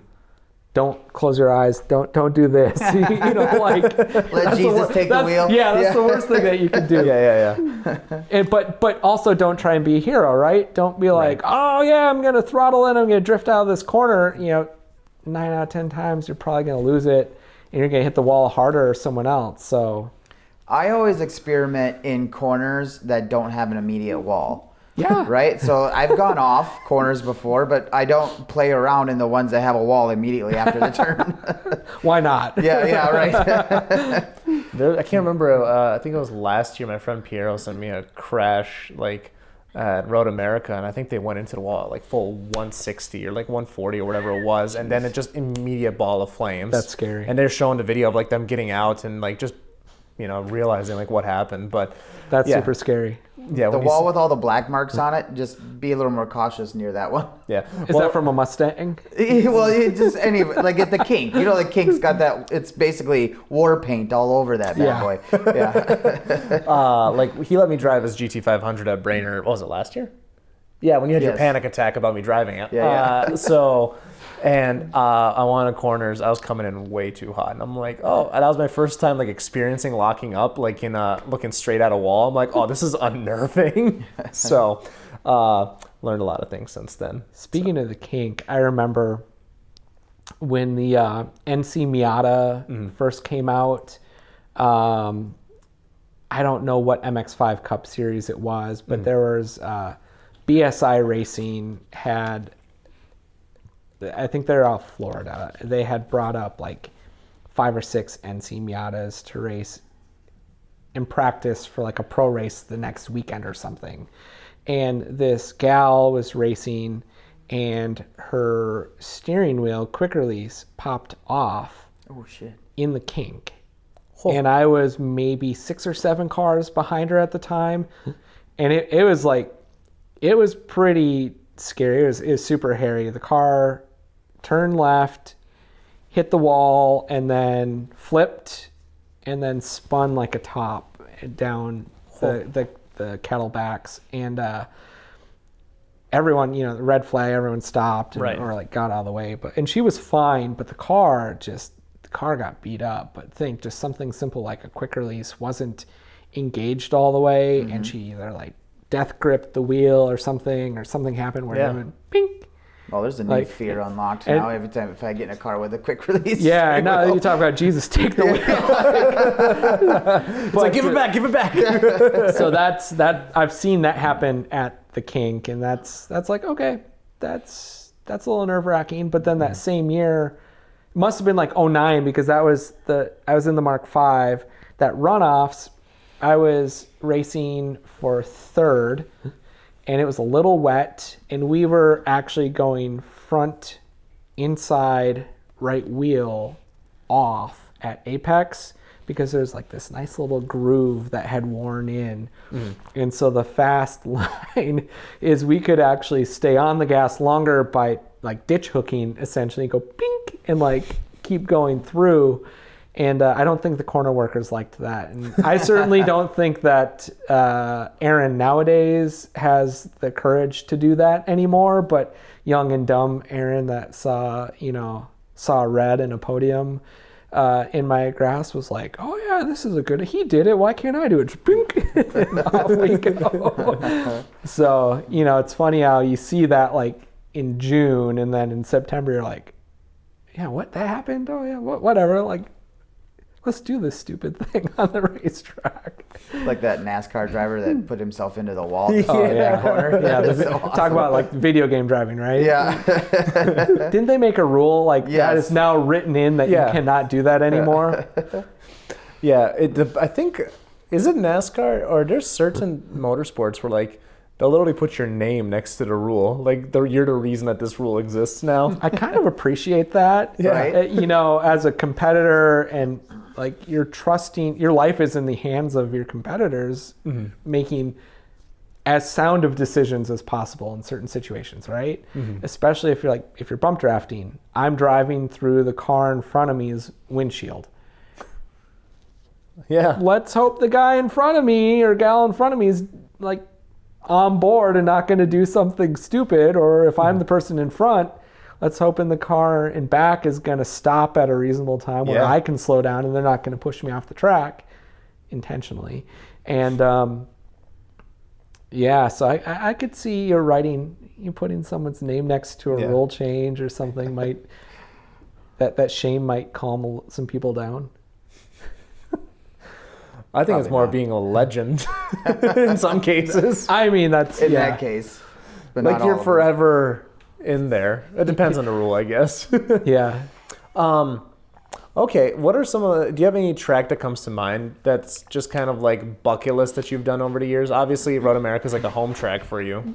Yeah, Road America's home track, bucket list that I've, raced or that I want to race? I guess both. I really want to race at Coda. I have not done Okay. that. That's bucket list, like change my schedule for the year worthy.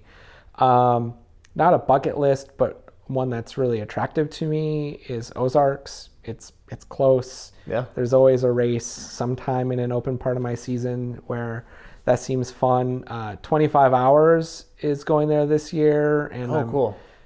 I don't know how serious it's going to get, but a couple of us have been talking about putting a 25-hour team together in the Gulf. So more to come on that if I can actually make it happen or if I have the energy to actually make it happen. What's that consist of, though, to do something like that? The 25-hour team. Like 4 to 6 drivers Okay. and an entry fee and lots of tires and consumables and good Is it luck. just one car? Yeah, it's just one car. Really? Okay. Yeah. The endurance racing really intrigues me. I want to do one once just to see what that's like. Yeah, I've only done 3-hour races, Grand Am, IMSA, were 3 hours with 2 drivers. So I would like to see what a 24 or 25-hour race is. So that type of race is a bucket list for me. And they're hosting that at Ozarks. Yeah, they Oh, moved that's gonna it from be cool. what was it? Was it at Willow Springs before? But Singer bought that track now, so that's pretty cool. Oh, really? Is that the think- one that they were selling and trying to shut down? Or not shut Yeah. down, but sell earlier last year? Yeah, Singer just saved it, and they're like a majority shareholder or something. I didn't read too much news. I just saw a couple cool. highlights, which is great. Save more racetracks. It's what we Yeah. need. But other like bucket list stuff, that's hard to say. You know, maybe go more international. Like it'd be cool to race at like Spa. I've driven Nürburgring 4 times, so that's a great experience. Everybody traveling in Europe should take just a day or two to go on the ring and buy a ring card. I've raced at Watkins Glen, so that's already done. I've raced at Lime Rock, Road Atlanta.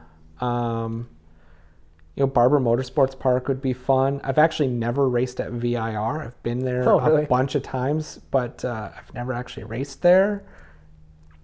In reality, I've Yeah. plenty on the I sim. love that. So That's my favorite track on the sim. yeah. It's the right amount of like hairy, hold on, and just commit, and technical agility. I think that track is. I love old school tracks that have real consequences. I don't know. That's just it's how I grew up racing and the tracks I grew up on. So I'm always attracted to those. I think VIR would be one that I'll probably race over the next couple of years. Hopefully the runoffs goes back to VIR, and I could just make that my excuse to go there. Indy, SCCA doesn't run at Indy except if the championship race is there, so that would be fun to go race the road course at Indy. And then I've raced Mid-Ohio, so that's already been fun. So like I feel like I've hit a lot of the major those are a lot of the big ones. big ones that I would aspire to. Are any of those? Does any one of those kind of have like a favorite memory to it? Are any of those like Mid-Ohio is a pretty sweet one, for example? Like which of those kind of holds the? So Lime Rock was my first professional race ever. Okay. And it was the first professional race that I'd actually led laps at. So that's always going to hold like a special, just like sentimental memory there. I also met Randy Popes for the first time there, and he was always kind of like, those guys that you look up to that you like aspire to. I don't know that I'd call him like an idol, but like very much looked up to him and all the touring car stuff he did. So I was fortunate enough to be able to meet him there. I met Patrick Dempsey there because Patrick was racing Mazdas back then, so that was kind of fun. I would say I probably had my best race ever at Mid-Ohio. That course is challenging. That course is like a roller coaster, and it's just a blast. It's super challenging every single lap. Road Atlanta, I won my first championship at Road Atlanta, so that kind of holds a pretty cool memory. And that course is, again, a little mix of like the hold on for dear life, the commitment, and the long straightaways with some technicality down the S's. So it's a lot of fun as well. I don't know. I could give you like a good memory about every track I've been on. Of course. So what was that championship in again? So at Road Atlanta, that was the American Road Race of Champions. It was in my old IT car. So what they ran was there wasn't like a national championship for what SCCA called a regional class back then, but the class band together and created their own championship. And the ARC, it's known as in the Atlanta region, was always kind of like a big end of year like marquee race to go to if you're racing those types of cars. And I went into the end of the season not thinking I was going to go to that race, and I looked on the forum then, who was ever keeping points. I was like, oh, I'm in the lead. I should probably find a way to get my car down to Atlanta and actually race this. I have a chance. And I came in second. That was enough points ahead of the guy behind me who was a couple positions further back to win the championship. And I think I won like a GoPro 3 and a fun little trophy. So that was like a super cool moment. Man, GoPro 3, that's a while ago. Yeah. That's when GoPros were good. They really... I got a personal beef with GoPro lately. Mine keep overheating. Okay. I can't ever keep them running long enough to get a full race. Really? Yeah.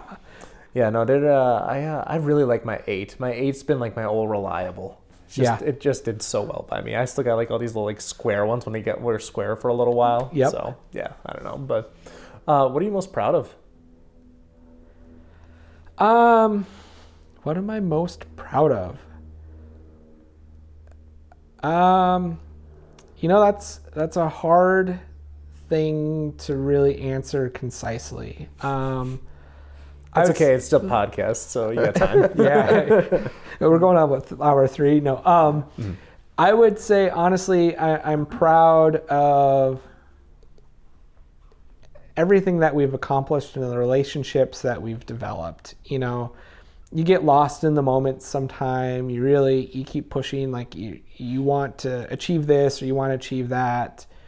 And sometimes you lose sight of the goal, and it's the journey and being able to look back. Like, I'm not going to race cars the rest of my life, and but I can look back and go, wow, I can be proud of like I raced professionally. Not very many people get to say that in the grand scheme of things. And some of my best friends I met during all of this. Heck, we're having this conversation, Right. which is a lot of fun, all because of these sorts of things. So I would say just the sum of all of that. That makes sense. So the relationships you've made. Yeah. Yeah. And, you Well, know, way to make it succinct, Dan. and how about, well, no, but like, and the ability, maybe it's like age and like, holy crap, wisdom might actually be, you know, true here. Like, being able to step back and actually say, oh yeah, don't harbor like resentment that you couldn't keep going and make more out of your professional career or have a career out of it, but just go, holy shit, that was a lot of fucking fun. And that took some time to get to that point. And so I'd probably say in a concise fashion, like, okay, being able to do this and then come back and find the fun in it again and still let that passion drive and go out and kick some ass. Yeah. Try to. Try to. Who knows? Even if you who knows don't, if it it's will? still fun. Exactly. Yes, and that's I think where I'm at right now. And I think that's a really cool feeling. Yeah, every time anything that I'm in or compete, I fall middle of the pack every time, but I don't care. I'm having a blast. I'm not a guy who cares if I'm winning or losing or whatever. It's seat time is more fun than anything. Yeah, I love that.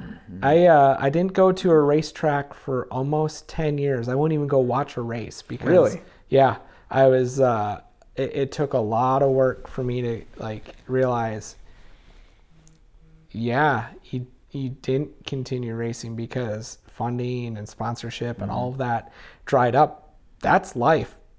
But you can still have fun with cars and you can still do it on your own terms. You just have to be open to allowing that in. And I think that's with anything and with anybody. So yeah, I think being able to just be mid-pack and go, I'm on track. This is awesome. Like, look at me. I'm going fast. Look, Ma, I'm going fast. Like, come on. That's rad. Yeah, for sure. Did you ever lose the fun? Oh, yeah. Oh, I lost the fun. Very much lost the fun. It was push, push, push, drive, drive, drive. And when you push that hard and you lose the fun, that's when things stop working as well. And inevitably that's when stuff stops working. So it's good to take a little time off. As we sort of start to wind down here, I did have a question earlier that I wanted to touch on. So, for example, like one of our sponsors is High Performance Academy, right? So, like a lot of teaching about, you know, everything about cars. One that's kind of always fascinated me is like, again, the suspension side of things. It is kind of funny that you ended up in this role, but you were probably playing around with a lot of that stuff kind of in years past as well, right? Learning how things work. I guess, was that a difficult thing for you to learn, or was it pretty easy to be like, all right, if I do this, this happens, et cetera, et cetera? It's still a difficult thing for me. Okay. It is still a difficult thing. I'm just finally starting to grasp the concepts at a higher level now that I work in a company that I have an engineer that I can Teams message over lunch and be like, can you help me with this? And he's like, did you not listen to me last time? Yes, but now I'm trying to figure this out. So I've watched some of those High Performance Academy videos and they are like lifesavers. I wish that resource would have been available when I was younger. I mean, all of the books and chassis setup books and stuff, I've got like a bunch of like the motor books, published ones. But yeah, that's a pretty cool system that they got set up. Damn, I lost my follow-up on that. Well, can we talk a little bit more about? I feel like we barely touched on the Koni stuff. Yeah. So what is your job there? What does it entail? What do you tell us what that's all about? So I'm the global marketing manager for Koni shock absorbers, and I am leading our B2C marketing initiatives.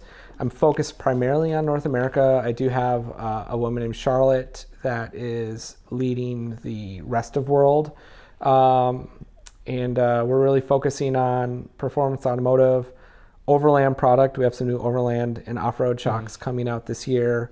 And then, believe it or not, RV. we are really big in RV. Really? So Okay. that's kind of fun. What's that look like, actually? Because, like, you know, I like to bum around in his RV, so I'm curious. Yeah, so we make a product, a technology that's called FSD, and so it's frequency selective damping, and it's a smart valve in the foot of the shock absorber, and so it reads frequencies of the vehicle and the road to automatically adjust, kind of like a mag ride would. Yep. But it's a mechanical component, so you don't need any electronics, you don't need any fancy pieces. You just literally put the shock absorber on and it does it. And so on high frequency impacts, think like expansion joints, washboard roads, inconsistencies in the road, even like entry pads into parking lots, etc. That higher impact, short duration frequency, the shock absorber will actually soften up and it'll make a more comfortable ride. On low frequencies, so think like body roll, turning a car around like a carousel or spirited drive. Wind gusts even. Yeah. It'll actually firm up the shock absorber so you get a more spirited, positive feeling engagement with the car, just like if you have a sport damper and you tighten it up. And so that's actually really popular in the automotive world, but also in the RV world, because if you're experiencing porpoising or a lot of leaning and wind gusts, or if you're towing with your RV and you pass that vehicle and you get the drift that happens, it actually helps eliminate a lot of those driving experiences. And so we're like the fan favorite right now of RV, and I think it's a lot of fun to be able to experience that. And so how long have you guys been doing that for? Is that prior to you getting there? Oh yeah, we've been doing that for quite a while. Okay. And so This is all new to me, so I'm just curious. Yeah. I had no idea. When I came to Koni, I was like, yeah, motorsports, woohoo! Like Koni yellows, Koni oranges. Like, no, it's an amazing company that is really vested in a lot of different verticals. If you watch Alex Martini's video about Koni, he does a really good job describing the history. But we've got shock absorbers for suspension bridges at the end of the tension cables. We've got shock absorbers on rail. I think I'm going to give you the wrong statistic because I don't have it on the top of my head, but I want to say like 80% of passenger rail globally we've got shock absorbers on. Defense, we've got like blast seat shock absorbers on tanks. So if you hit a mine, there's actually a shock absorber for your seat as a passenger. Oh, wow. These things that I had no idea existed. It seems like the bigger the shock absorber, the more prevalent we are in that market. So it's pretty cool. It's a lot of fun. So it's not a boring day. And look, we sponsored SCCA Track Night in America, Time Trial Nationals, Time Attack, and Targa this year.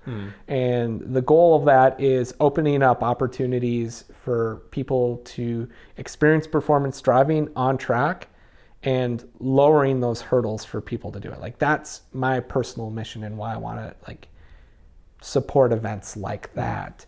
And so I was out at one of those events this weekend, and I got to, it wasn't work, but I got to participate and really see the fruits of that sponsorship happen on my personal time. But I get to go to events like that. I get to go to Mustang Week for work and really grow brand awareness to younger generations for Koni. You and I know Koni because it's been around forever, but I had your no clue. your demographic, I could tell you right now, I've learned who's Koni. And so kind of like the joke is we're not new, but we're new to you, and that's really why I'm in this role, is to breed some excitement back into the brand for North America. Well, it's such variety too, right? Because if we go back to, we have such a wide variety of folks on the show, whether it's drifting or drag or whatever. So it's like, every time people are like, oh, you don't know about this brand? I'm like, no, I don't know anything about it, So that's why I really enjoy going to like SEMA and PRI. I'm like, I don't even know what this brand is. And then I look into it and it's like, it might be a little 10 by 10 booth, but apparently they supply everyone in this building somehow. Yeah. They don't even have to advertise. So it's really fun. So I guess going forward, like let's fast forward to like the next year or two. What does your job consist of then on the Koni side of things? It's building brand awareness around the different categories that we have in the performance automotive and RV segments. We're doing the product launch of some of the new off-road stuff, and then getting in front of the consumers at the right place and really supporting the marketplace so that people understand that they can benefit from the long history that we have. I mean, Koni started in the 1850s. Yeah, something crazy. On wagons or something, wasn't it? Yep. Yeah. In Oud Beijerland, Holland. And so,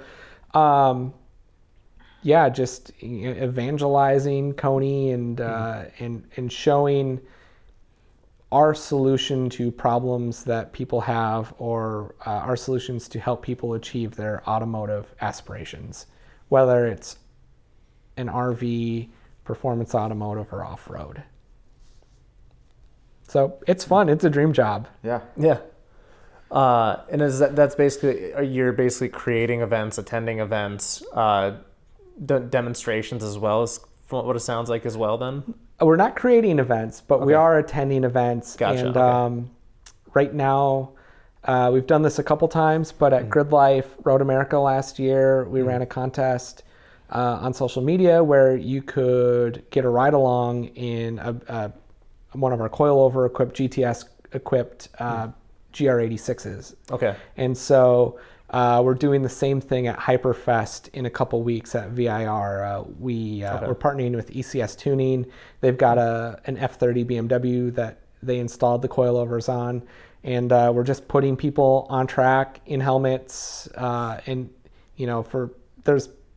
We forget about this as automotive enthusiasts that, we're like, oh, well, the fun thing is to go drive the track.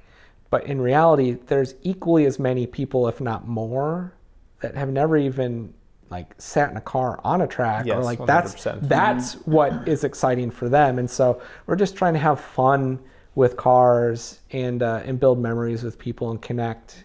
So that is one of the coolest things. For example, at SEMA, I got to ride with Von Ginnen Jr. and one of the RTR cars, or these twin turbo Vipers, and just passenger is just as cool. Max Odegaard from Patience Metal Fab. Yeah. I did a highlight of his episode of where, he's like, come on, kid, hop in. Yeah. Dude, those are some of my, the most comments I'll ever get on a highlight is when somebody's talking about a ride along. It's like, oh, me next. You know, and it is really cool. The ride along aspect's really sweet. I actually kind of hate that I missed out on that track day that you got to ride with Piero in the 86. Oh, yeah. Because that would have been really fun. But even if it's a slow 200 horsepower, 86, that's still a blast if it's set up. Well, it's twice as terrifying in the passenger seat than it is in the driver's seat. There's that too, right? It's 1,000 horsepower, 86. I'm a horrible passenger. I will not. I just nope, not going to happen. Yeah. And I've just acknowledged that about myself. But something made me think of something, and I don't know where I saw the picture, but there was a sign at a racetrack, and I think it was a real sign. I could have been baited by AI, who knows? But it was essentially at the gate of the track, the sign said there's a kid who someday wants to be you. Don't be. It didn't say don't be a douche, but essentially be that kid's inspiration or something, and just don't be a jerk at the racetrack. Mm-hmm. And so I think the ride-alongs, you talk about Max, that's pretty cool. Hop in, go do it. You have no idea if that kid's going to be the next, F1 driver or, touring car champion. Take the time and, let the kids sit in the car, do all that stuff. I totally think that stuff's awesome. Mm-hmm. Even if you just inspire another automotive enthusiast. We need as many as we can get. Our market is under fire right now, whether it's EPA or technology in cars that's making it harder to modify. There's like a laundry list of things. So we need as many enthusiasts that just want to have fun with cars, whatever that means, to keep it healthy and alive. And if I can do one thing a day that helps that, then I know that I'm contributing back. Does regulation affect you guys a lot? Like we had the SEMA garage guys on a show, and they were talking about like, you know, you have to worry about like ride heights and sensors and all this stuff. Do you have to deal with some of that too? You know, regulations, that's out of my lane a little bit. Okay. I can't necessarily speak credibly to that, but I can say as like an observer of the engineers and stuff, you know, ride development, we don't claim to fit a mag ride car as an example because of all the regulations and pieces that have created. I don't even know if that's a regulation, but all the technology that has then gone into that damper, we can't verify that because we're not programming a computer for the shock absorber. No, So where you would probably fall in is under all the ADAS stuff, the automatic braking and lane assist stuff. If the car rolls a certain way or doesn't act like it's supposed to, then you could be interfering with that system in some very small manner. But That's more so for the lifted truck guys, I think. right. yeah, but we're making shocks for Yeah. lifted vehicles now too. Yeah, you know, I really can't speak to that. I'm not really involved in the engineering conversations. I could see that happening, and I'm sure someday they'll be like, all right, marketing guy, don't oversell this, or, you know, stay away from that. But yeah, I haven't personally felt it directly through, you know, my marketing lens. I think we're fine for now. Well, I think Greg Banish brought it up too. I think everybody we talked to in Detroit's like, yeah, this is what's on the horizon. The EPA stuff we mostly figured out. Yeah. Now it's all this ADAS safety stuff, and it's like, all right, great. I just want an analog late 80s, you know, Porsche or something, and just like hit the road. Yeah. That's something I've really gotten. I almost wonder, like, because again, I was born in '99, so it's like I really do wonder what I missed out on, right? Because like again, going from my Mark 7 to my 8, while I do love the 8, it's like, man, the 7 just it had a lot more of less in a good way, if that makes any sense. I don't know. But I bet you and I feel the same way. Like I look back at like Bill Stein Cup and old Trans Am and like the golden ages of racing, like when Paul Newman was racing, and I go, wow, you could race professionally with an open trailer, an F100, and a virtually stock car with a roll cage, right? Mm-hmm. But so our generation probably is looking back at certain vehicle activities or eras like that.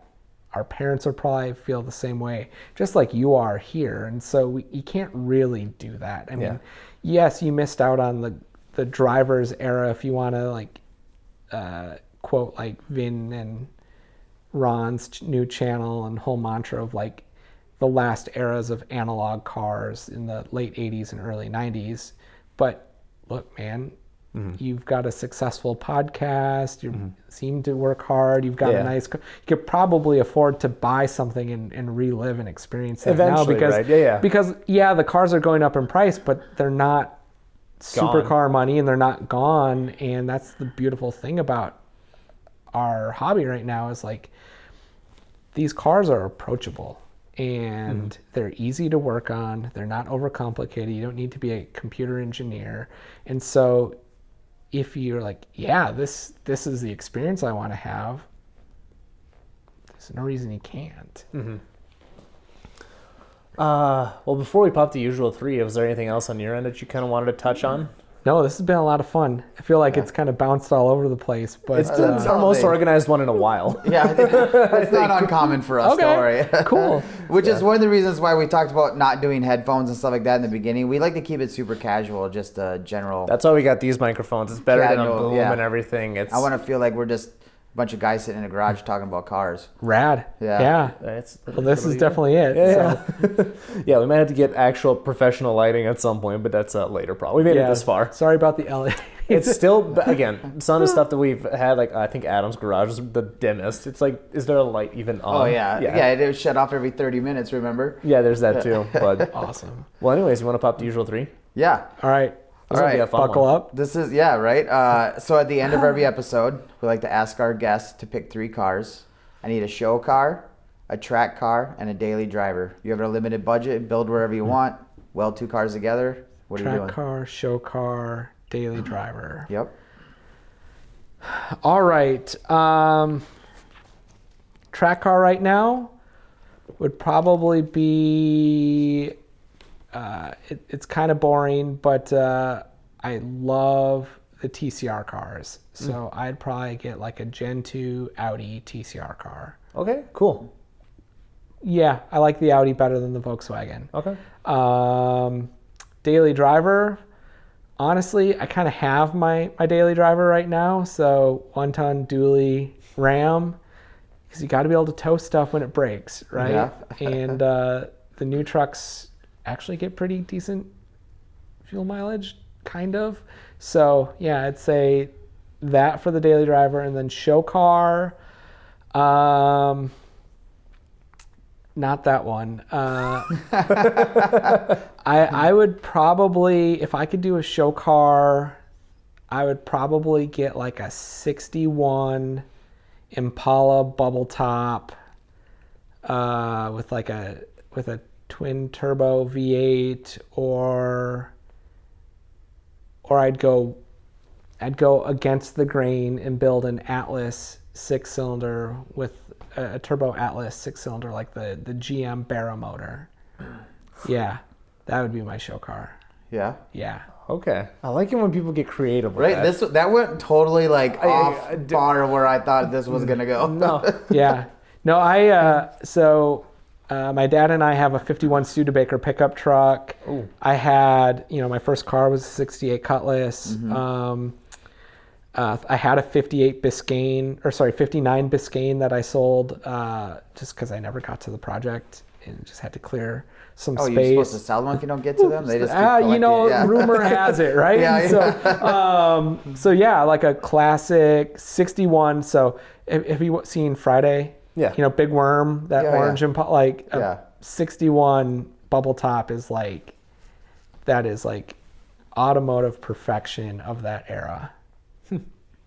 My favorite Impala is the 95, 96 Impala SS's, the Caprice chassis. Oh yeah. That Corvette LT1 engine, yeah. Yeah, with like the cool stylized Impala badge and stuff. Yeah. Yep. Super cool. Even better if you made a wagon into one. Yes, I woody always thought wagon. about that. I wanted to do a Fairmont wagon, but made it all out like Fox body for like a GT Mustang look. Dax Shepard just did a Yeah. Zephyr like that. Yep. Yeah. He loves that car too. I see him in it all the time. Oh yeah, he has horrible taste but amazing taste in Yeah. cars. It's so awesome. Cool. Yeah. Well, sweet. On that note, where can people find you? All right, so my Instagram is definitely maybe probably not. So we're not going to get his Instagram, I guess. Yeah, it's the most Midwest passive-aggressive name that I could come up with. It's a great handle. That's why I search you up. I'm like, what was his name again? Oh, yeah, that's right. Definitely. Okay. Yeah. Okay. Cool. And if people want to do anything with Koni or buy Koni stuff, or At Koni Shocks, that's our North American Instagram. Koni Shock Absorbers North America on Facebook. Yeah, please engage with us. Would love to answer any questions and help get people set up. cool. Dan? You can find us at Gunna Garage if you, like I always say, want to be bored. Come check it out. Not really doing much. One of these days, you're going to do way more than me. It's Yeah, okay. you can. I'm Mr. Gunna Garage on Facebook now too. That seems to be growing more than anything. So Yeah, you have so Or many Gunna friends. Garage. Mr. Popular. yeah, right. Well, perfect. You guys found me this far. Aaron, thanks for coming on. This was a blast. Dan, thanks for existing, and we'll see y'all next time. Thank you. Yeah. Thanks again for watching the show, guys. Be sure to go into the description down below and check out all of our sponsors. They are what make this show possible. It allows us to travel the country and talk to some really cool guests. So be sure to check them out, support them just like you support us, and see y'all next time.